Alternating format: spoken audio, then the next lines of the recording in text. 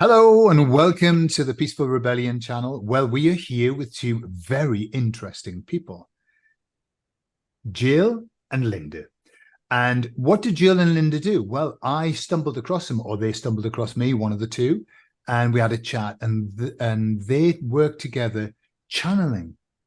So I thought it would be lovely to have a chat with them and just find out a little bit more about what's going on. Where did this all come from? Okay, so hello, good afternoon to you. Good afternoon. Hello, Gordon. Nice to be with you. It's lovely to be with you. So, look, why don't we start at the beginning? What happened? How did this come about? I'll start with this first. I'm Linda. We're sisters, and I've been not channeling. No, that's not right. I've been dowsing for a number of years.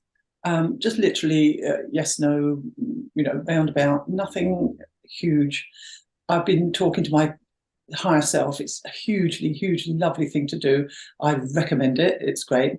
And during lockdown, Jill, I'm the only one in the family that does, although we come from a spiritual family. But Jill was very interested in trying it during lockdown. And she didn't only just try it, she sort of blazed ahead. It was unbelievable what she was able to do. It was way beyond my skills, and she's just got better and better over the last 3 years, and I'll let her take it up from there. Yes, well, I'm not one to pose questions to a pendant. Linda is. She's quite good at posing questions, as you'll find out in the podcast. She questions everything, and I'm sort of not like that. I like to have answers. So I watched JCK.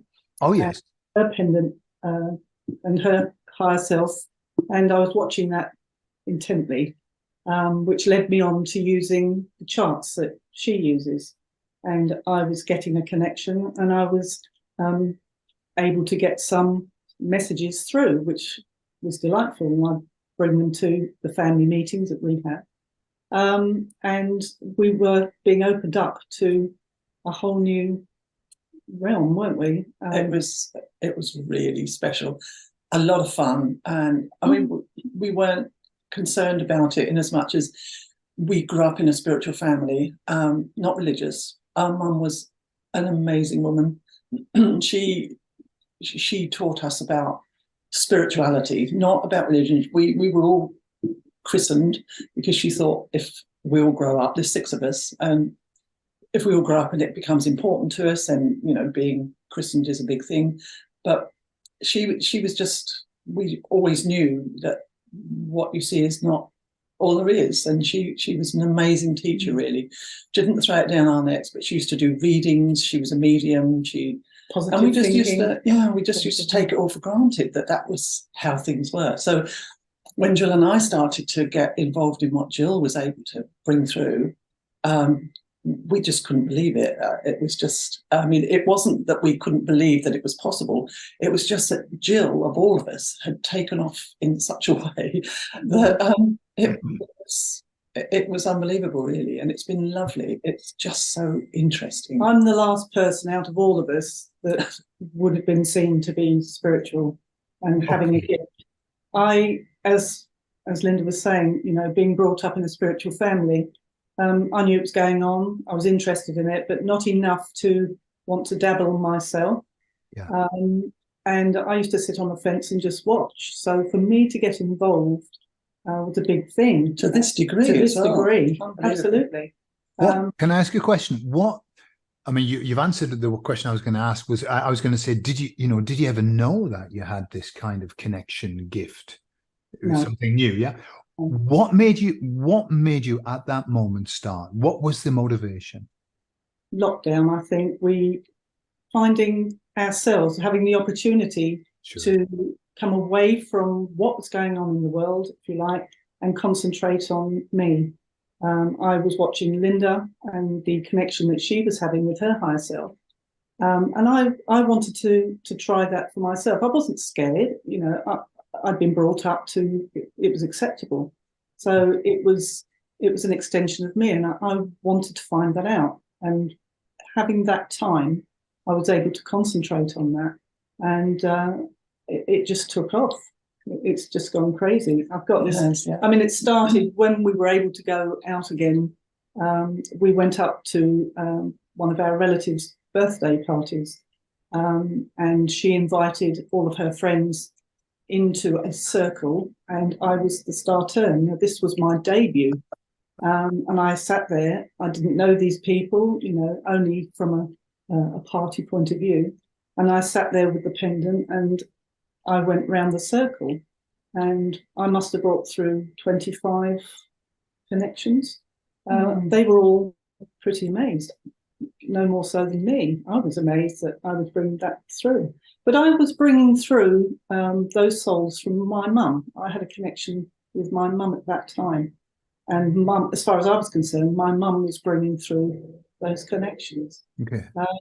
But that gave me the confidence to move on, if you like. And I finally found my higher self, and we've just taken off. We're together now. Protection was a big issue for us both to learn about, because once Jill got into these different realms, I mean, I always felt confident with my higher self because I'd been doing it for years, so I didn't feel exposed to anything. But when Jill started to use the charts, I thought, oh, I wonder if I can do that.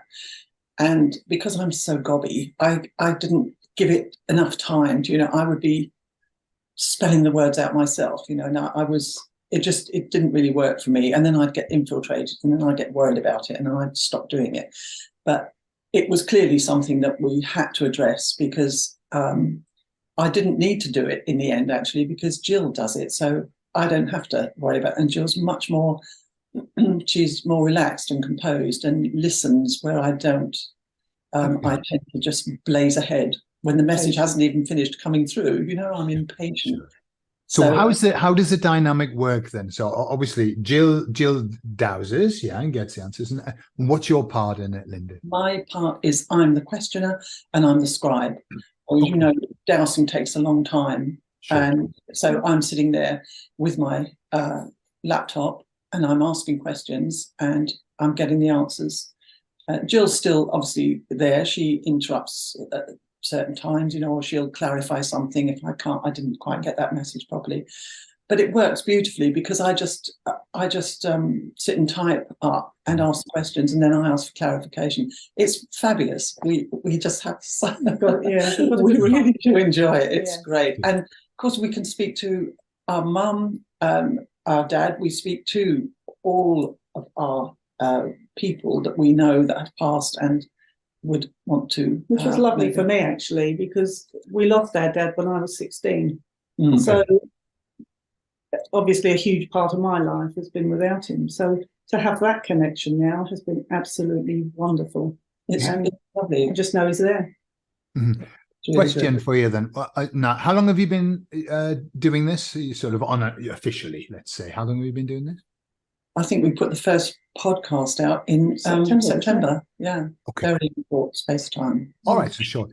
Over that period of time, what has been the most bizarre or the most surprising message that you've had through? Gosh. I suppose we had one today. Oh my God, today. This was really, really funny. I'll probably be giving away some secrets here. A video coming, It's a spoiler alert. Yes. Alert. Our mum was hugely into numerology, and she and Pythagoras' theorems of numerology, and she used to sit and work out the racehorses and football matches. And she wasn't a heavy bettor, but she did the footballs. But she would, she'd nip up to the bookies and put 10p each way on a certainty that she knew was definitely going to win.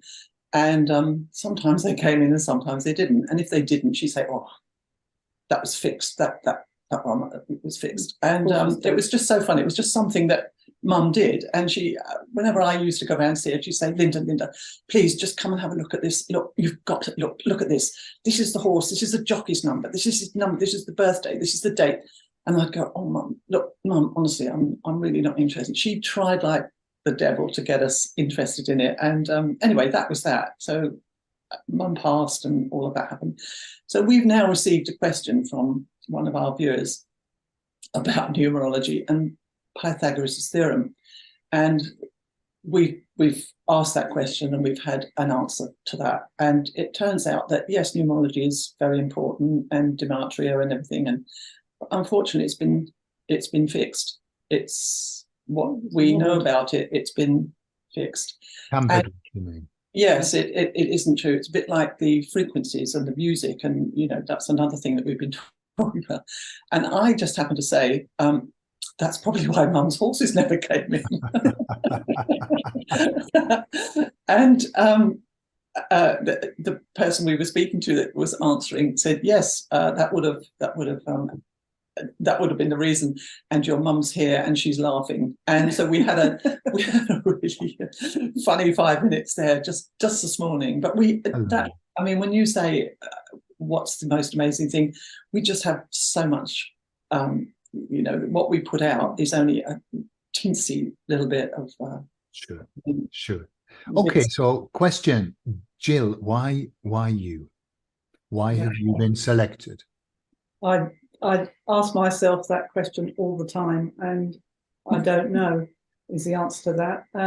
The life I've led so far, I guess, has led me to this point. When I look back on what I've done, but I don't know, because I'm the one that was the most guarded about it.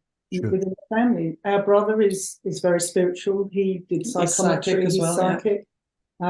So we thought he would be the one that. Yes, we knew one of them. One of us would probably follow in Mum's footsteps, because Mum was really good, and our brother was excellent, but he sort of gave it all up. He thought it was a bit, oh God, it's a bit gash, I shan't be doing that.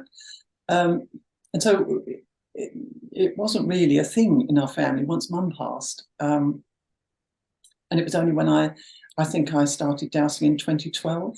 I joined a group, and I met this lovely girl who was into dowsing, and she did it all the time. And I thought, and one of my friends also did it, and I thought, I really would like to do this, and I learned how to do it.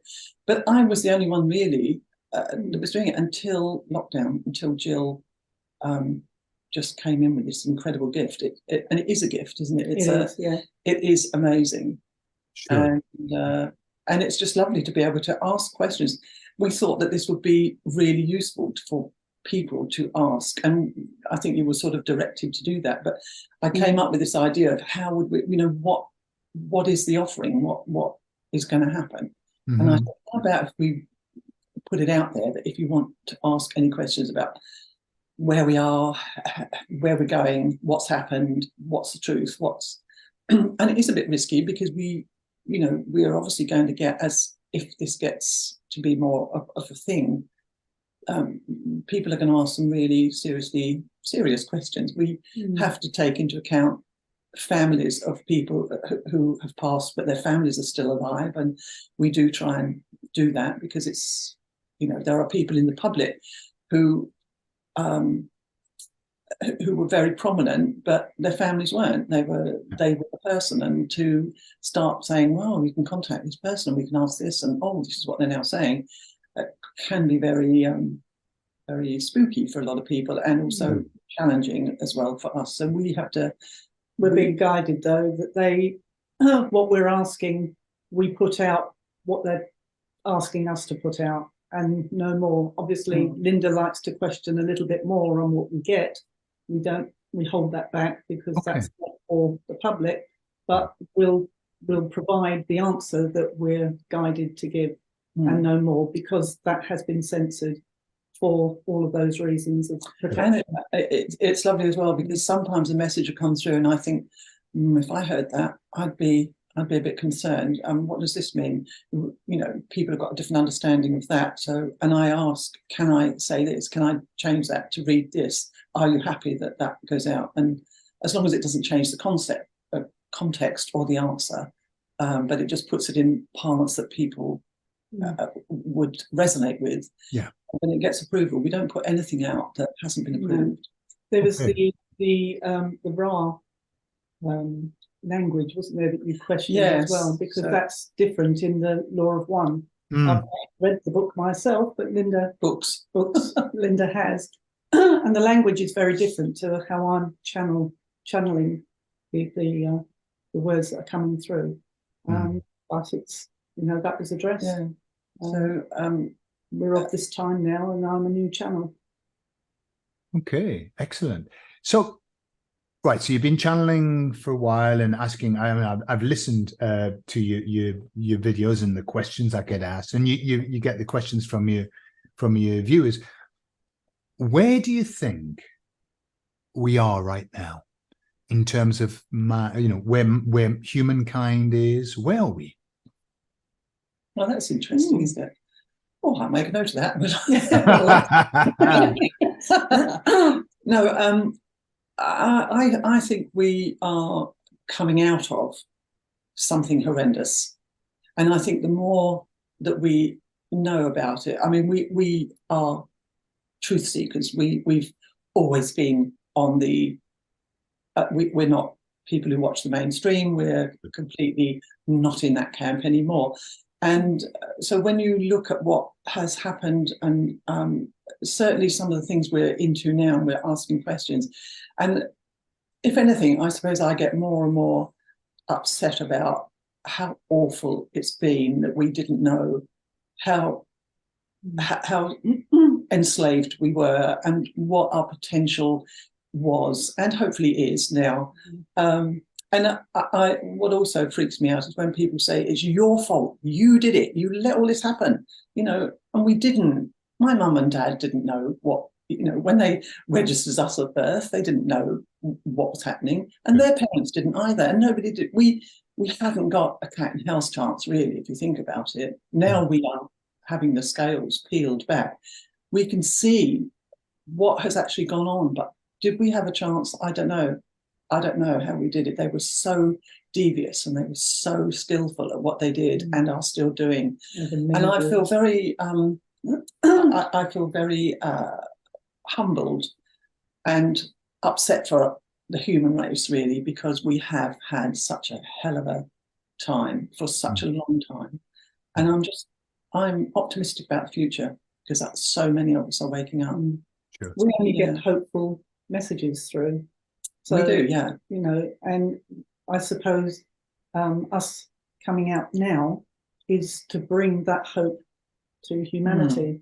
And it is hopeful. We are hugely encouraged by the messages that we're bringing through. Yeah, it's lovely. Sure. Our potential, to when you understand that we are not our bodies or the names we're given. We are not that. We are this incredibly fabulous thing that populates this body at this time. And if only we had known that, if only we had been able to access that, if only that hadn't been squashed so hideously on every level that it could possibly be squashed. And the beauty of that is it still isn't squashed. It didn't work. Sure, yeah. I was talking to the emissaries this morning, and I was saying, I'm excited. I'm going to be talking to Linda and Jill. And I said, do you have a message for them? Okay. And they said, yes. But it wasn't a message particularly for you. It was more talking about something you've alluded to, Jill. Why are so many people channeling at the moment? Why is this suddenly becoming more and more? And unlikely people. I mean, I think you would probably admit yourself, it's an unlikely thing. 10 years ago, you probably would never have imagined you'd be doing this. Right, yeah.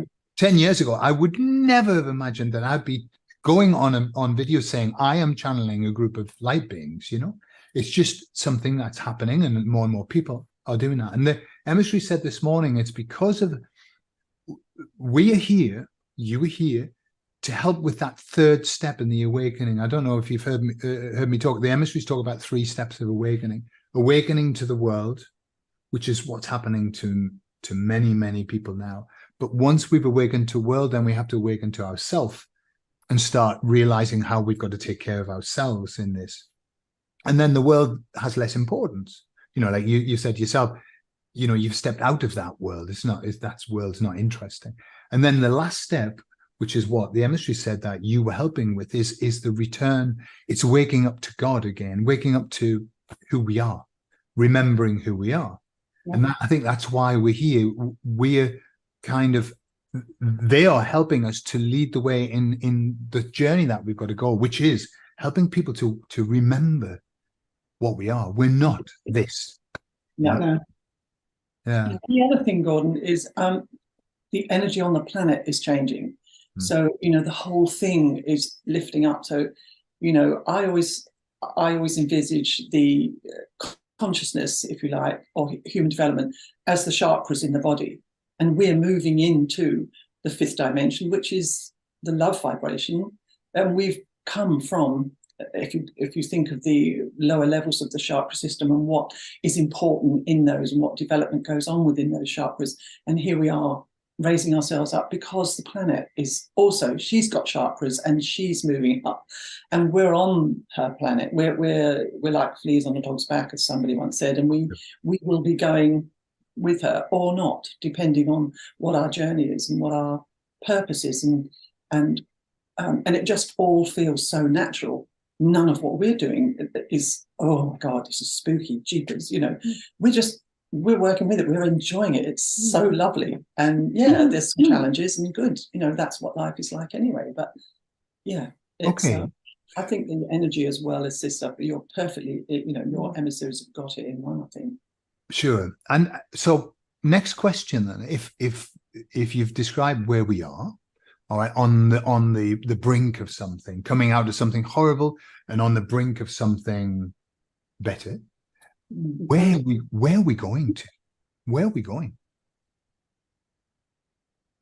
Oh, much better place from what I can gather. And when you think of what needs to be done, all the healing, work, all the creativity, imagine if every soul that's on the planet actually, and we are creative beings, we everything that's out there was in, every building and beautiful thing was in somebody's head at one point. It was an idea, and then it transformed. And we've all got experiences of that in our own lives, of how that has happened. You have an idea of what you want to do or get or say or be. And, you bring that into fruition. We are creators. And I do believe that there's so much work to be done. And it'll be done with joy and love and help. And there won't be obstacles that are not overcome, because everybody will be working, hopefully, into the same. Yeah, I'm sure there's going to be challenges, because not everybody's going to wake up at the same time, but enough will, and the energy that I don't know. I just have such amazing optimism about it, but I am an optimist. So I think that's a good thing. It's a good thing, yeah. And certainly with people's health. I mean, we know that there's all this technology out there. When you look at everything that's conking out now, it's because it's no longer fit for purpose. And that's every aspect of our lives, everything, banking, religion, health and politics and schooling, education. The whole thing is collapsing because it is no longer fit for purpose. And we can all take a hand in creating what we actually want, what we need, what will work. It's such a lovely, exciting time if we can just get past the awfulness of actually going through that gate. And we have to think of each other. We have to look after each other. We have to be much more tolerant and stop all this nonsense that's been fed to us. Divide and conquer. They're still doing it, and it actually doesn't work anymore. It's no longer working. And once everybody gets to the point where they can see, do you know what? I'm fed up with all this fighting. And they see the playbook and what is actually going on. It's going to be amazing, I think. And people will be able to expand and do their thing. Children will have such an amazing time to develop and what they're bringing in, all these new little souls that are coming in into this time. Yeah, I'm very optimistic. Yeah, me too. Excellent. What do you think is it? What do you think is likely to happen? Well, when the emissaries first came through, they said, we have a message of great hope, which is linked to the Great Awakening that we're in the beginnings of. Yeah. And they've never changed that. They've never changed that. What they said, I was asking them, what's the next step? Once we get through the bad stuff, what's the next step? And they said, it's going to be the rebuilding. And you've alluded to this, Linda. It's going to be the rebuilding of the world. But they said, imagine when every single person has the same outcome in mind, they want the same thing. Imagine what it's going to be like when there's nobody who's trying to do the dirty on us. There's nobody who's trying to cause us problems. In fact, everybody wants the same thing generally. I mean, I'm not talking on the micro, but on the macro level. And, when you consider what that will be like, it is paradise on earth. They're saying our job will be to clean up, to put right, to rebuild, and to create we are going to create the paradise. It's not going to be created for us, which many people think, poof, and then, lions and bears and tigers all walking around, everything. No, we are going to build it. And it's part of our journey of that rebuild, which is going to be beautiful, I think. So that's kind of what they said to me. Don't know how that resonates with you both. Yeah, it does still resonate. on the same page, Yeah. aren't we? It's all this creativity, all this amazingness that we have at the tips of our fingers that has been dampened down and crushed, and just think of all the mental problems that people have got, and it's all about they're not good enough, they never were. How can something incredible like what we actually are, and there's loads of ways of trying to describe that. I always think of it as a genie in a bottle, that we come down from pure potential. We are from the quantum soup, come into pure potential. We decide we want to come in. How that happens, I've got no idea. And then we come in to a soul and we get a body. This is my vehicle in this life. It's called Linda. It's not me. I'm actually inhabiting it. When I conk out, my vehicle dies off, I shall be gone. And somebody will go, oh, look, there's Linda. She's dead. Poor soul. I won't be. I'll be up there and I'll be thinking, right, what am I going to do now? Did I do that right? Oh, dear. Was there something else I could have done? That's how I believe. So I am not my body. I am a creative piece of pure potential. And that's where I'll go back to. Maybe I'll come back again. I don't know. And I know those views are controversial, but the more I understand about life and death, the more I feel I am on the right track. And I know life is life. You can't kill life. Life is life.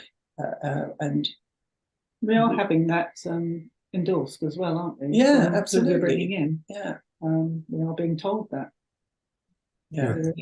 There is a soup. And it's not like hopium or it's not, I've never been a religious person. I've always kept the trend, I would say. And even as a child, when I was 6, I've got stories about what happened at your christening. So I know, and I've had a past life regression as well, and I know that I came to a sticky end at one point because of my views and my challenges about what was being taught about Jesus, or Yeshua as he's called, and I came unstuck big time. Crackling cinders and fires were in the frame. Yeah, I've in my work as a hypnotherapist, I've guided people through hundreds and hundreds of past life regressions, and many times they don't work out nicely, and lots of people die for their beliefs. Lots of people have died for their beliefs, fighting for what they believed. It's very common. It's very common. It's almost like a theme. When I think we misunderstand sometimes what this life is all about. At the moment, we've been having a laugh on my channel. I was talking about people saying, I'm never coming back here. This is the last time, never going to come back. And it's because it's tough at the moment, and it's understandable. I understand why people would think that. Yes. It's tough. It's hard. But this is the whole point of why we came here. This is the whole reason why we came. Yes, to be here. And isn't that the very trick that has been played on us to make us forget, to dull us right down so that we don't know who we are, so that we are manageable and controllable and can be enslaved like we have been? Sure. That's the whole trick. that is now actually being exposed. Mm-hmm. I love that it didn't work. I absolutely love that it didn't work. I know it worked for a long, long time, but I love that I'm here now, seeing that it's our turn now. Yeah, absolutely. Yeah, they don't like it that it's being exposed. You know, they're feeling very, very vulnerable at the moment, very vulnerable. But great, you know, and it's the cycle. I mean, the emissaries talk about this being a cycle. In fact, I mean, they allude to lots of things about this timeline, how it isn't quite what we might imagine, and that, you know, it's a piece of a timeline that we're in at the moment. We've chosen to come and experience this particular moment. You know, so it's all very, very, very complex. There was a question I wanted to ask you about whether you've asked this question or not.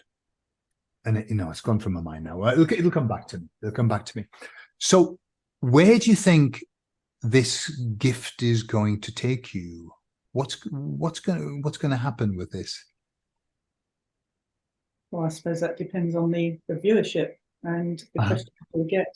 But from our last podcast, we are now bringing in souls that we thought probably should have gone down there, but we've been told that they are still in the soup, but are going into atonement.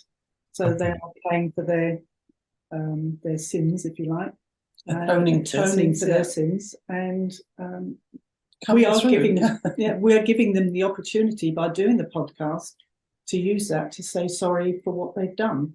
And we've been told that's part of what we're here to do. So we are happy to take questions about, anything, and they'll bring through those that are being responsible, and who can give the best answer. And it'll be an opportunity for them to atone and apologise for what they've done to. I mean, it's very surprising when it happened, because we had somebody through, and I thought, why does he come through to answer this question? And I said, because the question was answered, Abraham Lincoln, wasn't it? And I was thinking about Churchill, basically. I was thinking Churchill as well, because I remember I heard he came through, and we had a question about the water, about fluoride, and how the water was polluted, and when will that stop? And Churchill came through to answer that, and I thought, why has he come through? Anyway, he said what the answer was, and I said, can you tell me why have you come through to answer this question? And he said, because I was the one that did it. I was the one that fluoridated the water, and I'm really, really sorry. I knew it would poison people, and I knew that that was the impact that it was going to have, and I'm very, very sorry. And this is an opportunity for me to atone for that. I was really shocked, and then Abraham Lincoln did the same, wasn't it? A different steer. Yes, it was absolutely. We thought we were just going to be doing questions and answers. Yeah. Sure. And we get questions. It's a platform for them. We get questions through that we haven't got any idea about. Why has this person asked this question? And then we have to go and do a bit of research because of the answer that comes through, which is lovely because we do this before we actually do the podcast. And so, if I find something on the internet or through my research that doesn't correlate with what we've been told or needs a bit more of an explanation, I can go back and say, look, I didn't know anything about this, but we found this. Can you expand on that? And they do. Okay. Great. And I'm glad I do that. That's me being nosy and a bit inquisitive as well. Absolutely. Because it is good. Yeah, that is why I question everything. So it's good that I do that. I feel very pleased that I do that because it's to know that you're going to put something out that people are going to possibly take on board and believe. It has to be true. And it's lots of stuff that I've got no clue about. No idea. Okay, yeah, that's nice when you get that kind of confirmation. I remembered the question I was going to ask you, and it's to do with, we were talking about past life regression, and I've been doing past life regressions for 20 years. In at the beginning, everybody had a life here on this planet, on this earth, whatever this is. Yeah, but in the recent years, about 50% of the people, when they go back to the previous lives, are not from Earth. They're from I've had everything, but tend to be beings, light beings from other places.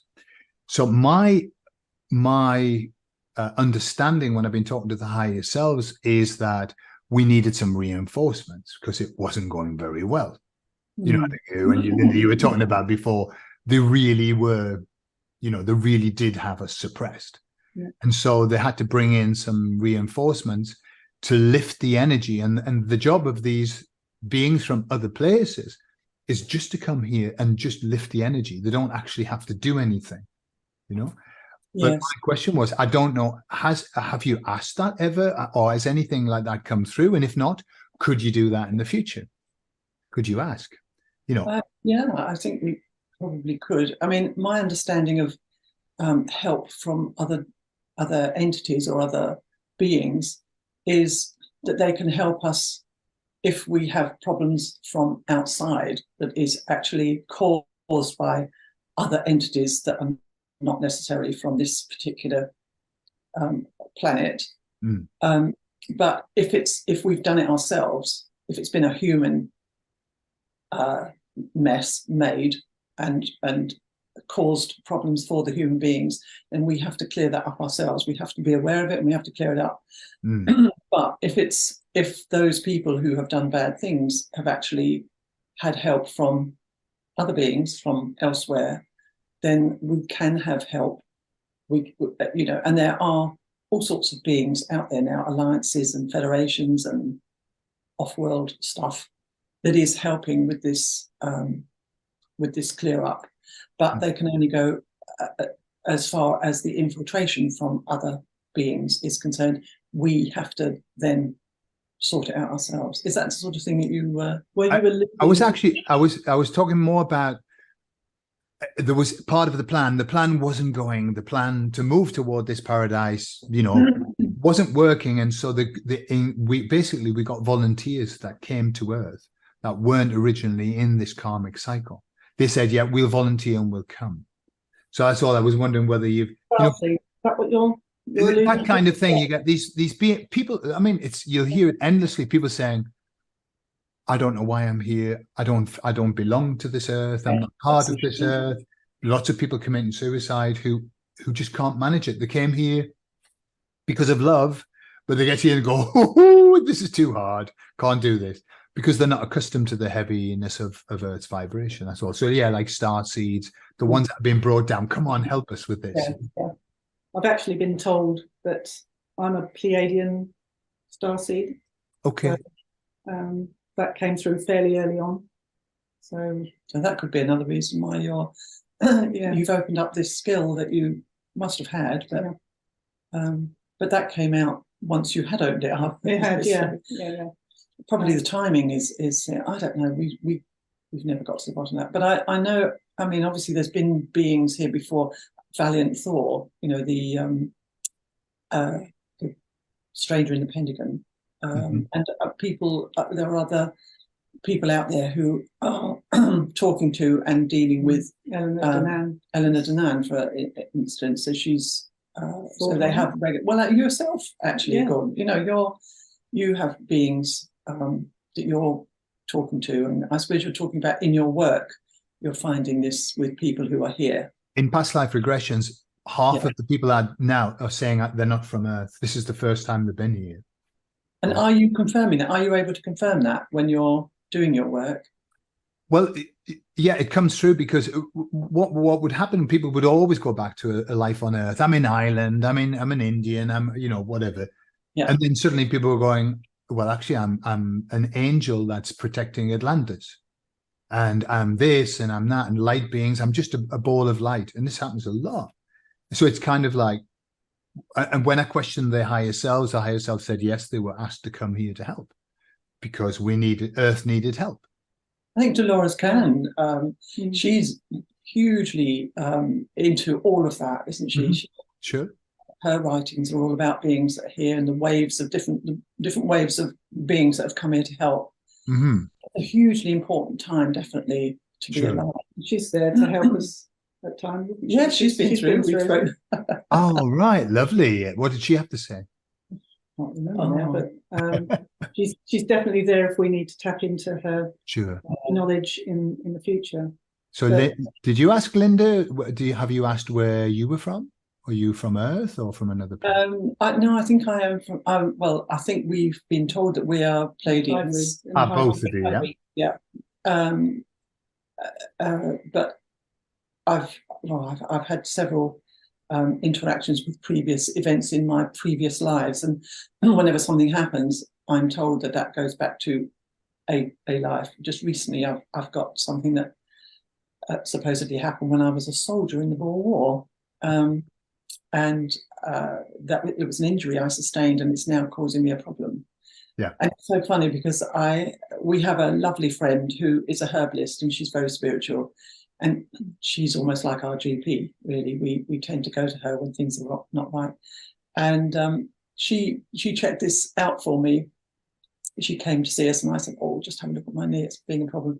And when she checked it out, she said, "This is a previous life. This is an emotional problem from a previous life." And she hadn't really got time to stick around, and so I, oh right, okay. But it's still there, and I've now had it confirmed from people upstairs that and more detail about it. So that, I mean, it's great, because it's almost like seeing a specialist. And actually we get those to us. Yeah, we do. Yeah, yeah.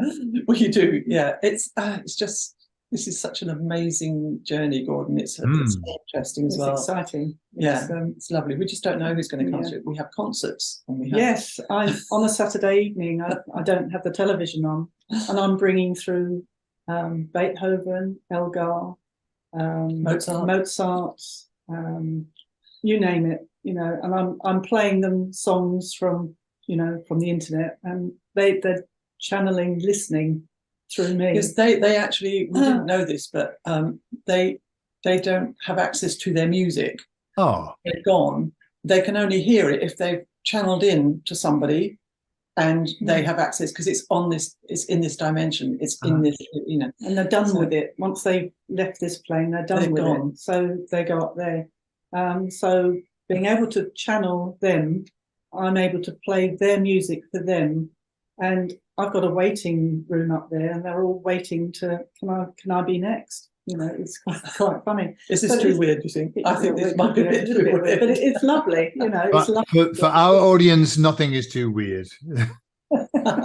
It's just, it is amazing though. It's we've had a lot of fun with that, and we've had some lovely conversations with some very talented and gorgeous people that are no longer with us, and we've played them their music, and it's been amazing. It's been lovely. Absolutely. So how can people find you to watch your channel? Rumble. Yes, we're on Rumble. Channeling Wisdom is the name of the channel. Okay, and I'll put in the video information, the link, so that you can subscribe as well.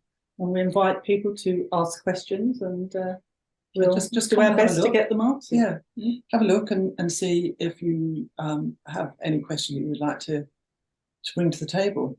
And Jill's higher self, she's our gatekeeper, and she vets everything we do to make sure that it's a sensible thing to talk about, to put out there.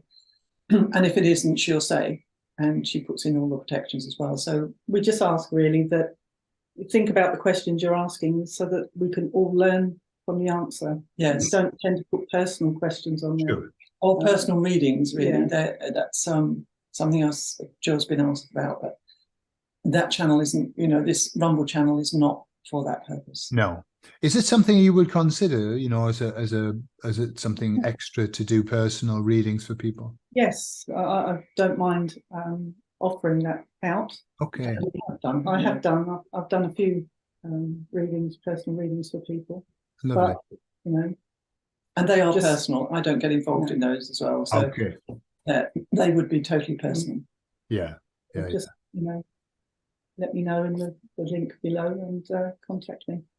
Yeah, okay, super. Well, I've thoroughly enjoyed this conversation, and I'm sure in the future we'll have another one and catch up once, because these things evolve, don't they? As you move along, they evolve and become different things, so we can catch up. But I really like your enthusiasm. This is one of the reasons why I wanted to reach out and have a chat. You're very enthusiastic, and you're very genuine about what you do, and it comes across. Well, thank you, Gordon. That's lovely. Thank you for inviting us. Yes, it's really good, and we do watch your channel, and it's great. And I think it's all of it helps. All of it. It's just getting it out there and getting the people to pick it up. And it's giving other people the nudge. If they're sitting on the fence thinking, I really should, that's what we needed, that's what we were given, a nudge, and here we are. So, yeah. And I think, as you say, Gordon, so many people are doing it now. So it's such a lot of people that are suddenly getting in touch with their spiritual side because for whatever reason it's happening. And I think the energies are helping because we are moving into this new situation. So it's there. I think if you ask, it's there. Go and explore it. Absolutely, yeah. And I'd like to finish with just one message that came through very, very early on when the emissaries were talking about they came through to me and they said, we want you to give a message. And I said, but my channel's tiny. Who's going to listen to me? And they said, it really doesn't matter who listens. The importance is speaking it. And they reminded me of, the scripture that says in the beginning was the word. The word is creation. Sound is creation. And so I've said a number of times to anyone who watches my channel is, if you believe you've got something to say, get a channel open and start saying it. You don't have to channel anybody. You can just, we're all channeling at all of the time. Every time we get into that zone, we're channeling. And so speak it, even if you've got 7 subscribers and 3 people, like you, that's 3 people that are listening to you, but also you're putting out there in the ether this message, which this is what's changing the world. Everybody's speaking it. Yeah. Thinking it, speaking it, creating it. That's lovely, Gordon. Thank you. Yeah, that's wonderful. Okay, well, beautiful, lovely to talk to you. You have a wonderful afternoon, and we'll see one another again in the future. Thank you. All right. Thank you. Bye-bye. Bye-bye. Bye.